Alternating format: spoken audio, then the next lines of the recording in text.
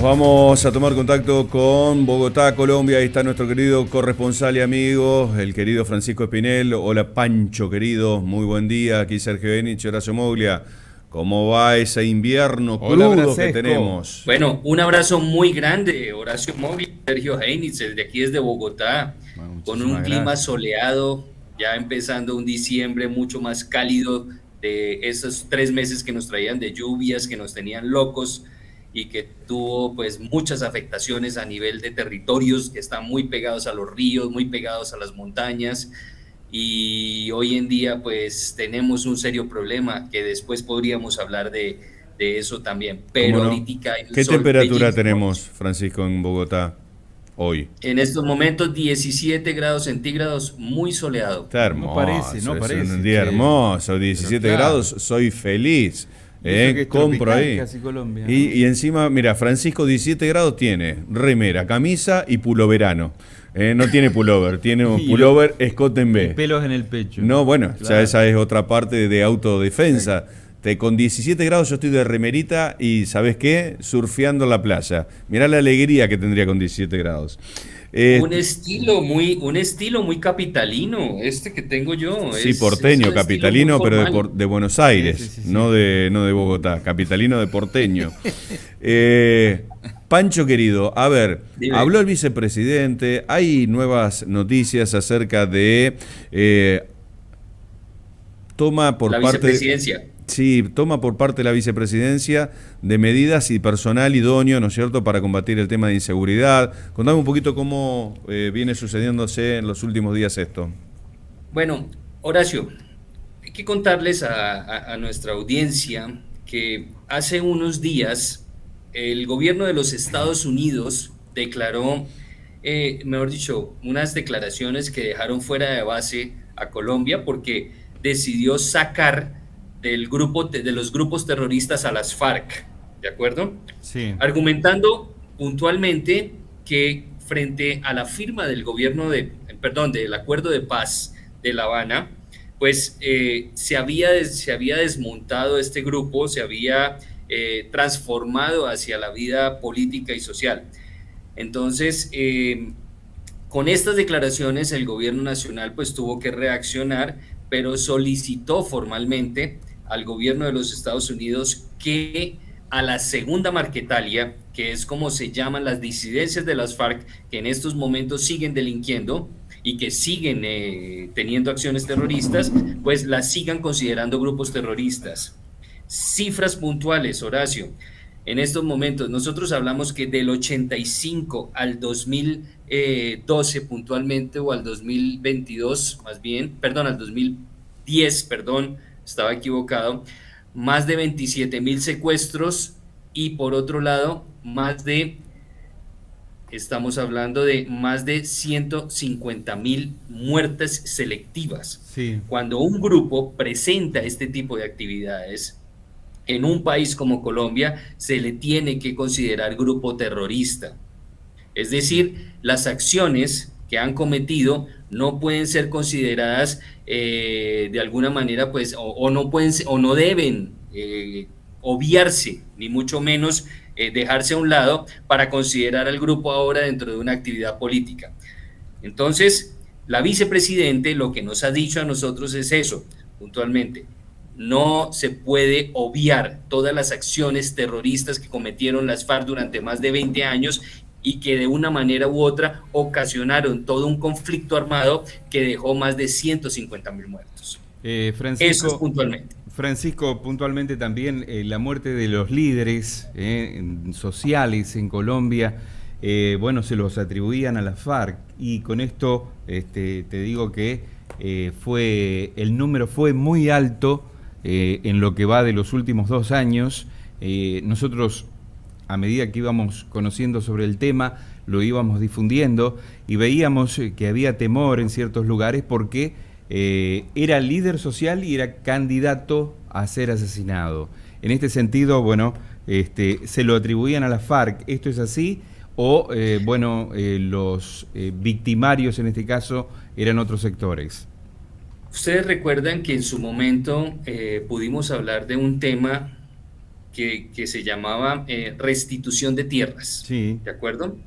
Los líderes sociales, normalmente, cuando aparecen estos líderes sociales, aparecen por causas que tienen que ver con la defensa de los derechos de las comunidades que han sido vulneradas y afectadas por la violencia, en zonas muy difíciles de Colombia: Cauca, norte de Santander, Bajo Magdalena, es decir, zonas muy puntuales donde las acciones militares que perpetraron los grupos al margen de la ley y que han perpetrado los grupos al margen de la ley, pues han sido muy complejas. Lo que tú dices es cierto.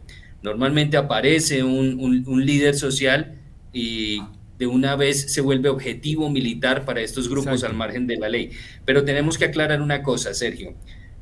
Muchos de estos asesinatos, que también son selectivos, han sido puntualmente por la defensa, o más bien, por no permitir que se adelanten acciones para la restitución de tierras que para estos grupos al margen de la ley son claves para cultivos ilícitos, para pistas clandestinas, para el manejo de la cocaína, ¿de acuerdo?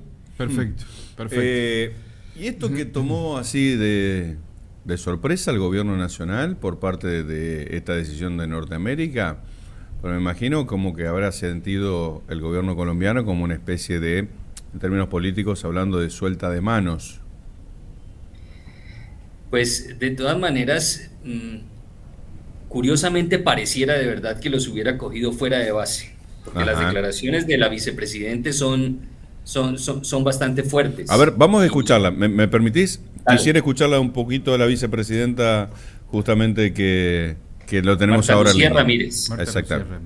Queremos a Colombia copando todos los escenarios del mercado internacional, y para eso necesitamos una Colombia productiva, competitiva, diversificada, innovadora, para lograr esa internacionalización plena, exitosa, súper competitiva de Colombia. Aquí también hay inversiones enormes que se tienen que hacer. Ayer lo veíamos en la Cámara Colombiana de la Infraestructura. Según Fedesarrollo, Colombia tiene que invertir 340 billones de pesos en infraestructura en los próximos 20 años.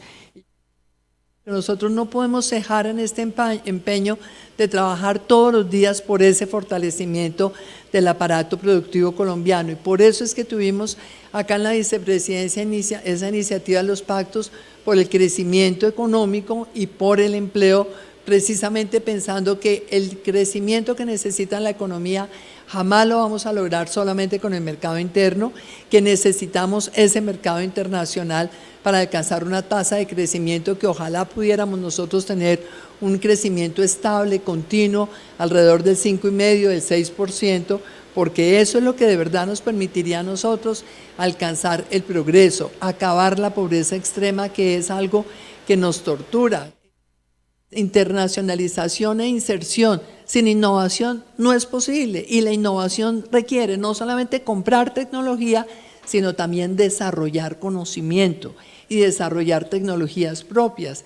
Y por eso creo que tenemos que ver cómo nosotros optimizamos el uso de todo esto que a nosotros realmente hoy por hoy nos parece obvio, pero que lo hemos logrado después de 30 años de esfuerzo, y decir: Colombia sí puede ser una potencia de tamaño medio regional. Vamos a ser una potencia en alimentos procesados, podemos ser una potencia en el hidrógeno verde y en las energías renovables, podemos ser una potencia en varios de los sectores de las manufacturas, y eso simplemente depende de la continuidad y de la visión ambiciosa que tengamos nosotros de nuestro país.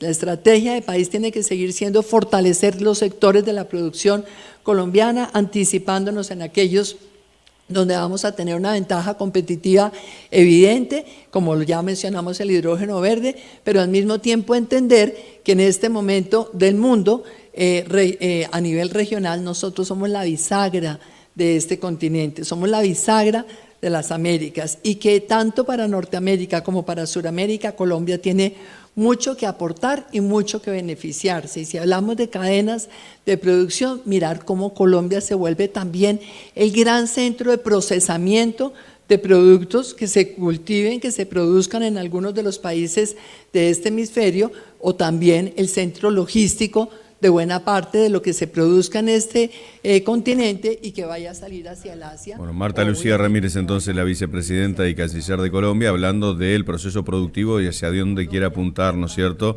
para lograr el crecimiento económico de dicho país. En este fragmento no habla mucho del tema de la inseguridad que teníamos previsto y lo que veníamos hablando con Francisco Espinel, pero sí queda claro la visión que tiene de la mandataria, ¿no?, sobre el rol que debe cumplir Colombia, estando, sí, en un balance estratégico entre lo que es, geográficamente hablando, América del Norte, el Caribe y América del Sur. Veremos qué es lo que pasa en materia de seguridad, querido Francisco. Veremos si logra revertirse, ¿no es cierto?, este flagelo que es ni más ni menos. El problema es que mientras que Colombia siga teniendo campos, que sea productor de cocaína, al igual que toda la región que circunscribe a Colombia, como parte de Venezuela y demás, y siempre van a existir milicias paralelas por los intereses económicos que ahí se desarrollan, ¿no es cierto? Entonces es muy complejo esa lucha y muy desigual, porque el narcotráfico maneja mucho más presupuesto que cualquier Estado nacional. Y ahí empiezan los flagelos a la hora de comprar voluntades, que van desde el tinte político hasta la casta militar, hasta las alianzas internacionales, y ni que hablar de sus propias policías, vamos a decirles sus propios cascos, soldados, como para defender el narcotráfico. Entonces es muy compleja esa lucha y muy desigual.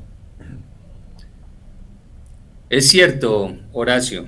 Definitivamente Colombia, digamos, y lo hemos venido hablando en algunos otros temas anteriores, ha sido, o más bien, las fuerzas militares de Colombia fueron muy diezmadas con la firma de los acuerdos de paz. Y eso es una realidad que se le debe al gobierno anterior. Entonces, la herencia de este gobierno recibiendo unas fuerzas militares un poco diezmadas, es decir, más bien debilitadas militar y en número de militares con presencia en las regiones más afectadas de Colombia, pues ha sido una constante, y en estos 3 años volver a retomar el control de esas zonas ha sido bastante difícil. Seguro. Entonces, ¿qué sucede, Horacio? Cuando no hay presencia militar, cuando el ejército no tiene la capacidad numérica para hacer presencia en las zonas que más presentan, digamos, temas de narcotráfico, como pistas clandestinas, como laboratorios clandestinos, como pueblos enteros que son manejados por estos grupos al margen de la ley, pues ahí es cuando no se puede o no se debe, más bien, permitir esa, digamos, pérdida de presencia frente a los grupos al margen de la ley. Lo que quiero decir, Horacio, es la vicepresidencia, frente a la declaración del gobierno, ha dicho entonces muy puntualmente la segunda Marquetalia, que son las disidencias de las FARC que decidieron volver a la selva, que decidieron volver a las armas, deben seguir siendo consideradas grupo terrorista. Segundo. El ELN, que tampoco ha firmado con el gobierno y que no ha entrado en conversaciones porque no le interesa en estos momentos, deben seguirse considerando grupos terroristas. Bueno, bien, Francisco. ¿Sí? La parte formal de la política, ¿no? Y andás a ver lo informal que se teje por abajo, que esas siempre son las dudas. Un abrazo grande, Panchito, que tengas lindo día. Abrazos desde Bogotá. Sí, hasta luego. ¿Cuántos cafés me debes? Francisco Espinel, ahí lo tenemos desde Bogotá, Colombia. Se ríe, Panchito, ya vamos a ir para allá. Somos 40, cuando caigamos todos, te quiero ver ahí.